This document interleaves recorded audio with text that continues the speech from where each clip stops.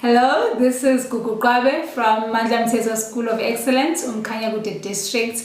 I entered for the National Teacher Awards under the National Best Teacher category, and it's been amazing. The first round started at Umkhanyakude district at Umkhuze, and then we moved to Newcastle for the cluster round. Then we went to the province in Durban, and I met new people, and it's been so amazing. I learned a lot from the experience. Professionally, this is one of the most amazing opportunities because you are asked questions relating to what you are doing, and you actually get affirmation that what I've been doing has been good. It's developmental towards learners. So I've been addressing a lot of issues because of the questions that I was asked in the rounds, addressing issues of global warming, issues of fourth industrial revolution, addressing issues of instructional practices that are inclusive. So as a teacher, I realized that what I've been doing has been good, and I'd like to encourage a lot of people to take this opportunity because it is amazing. Thank you.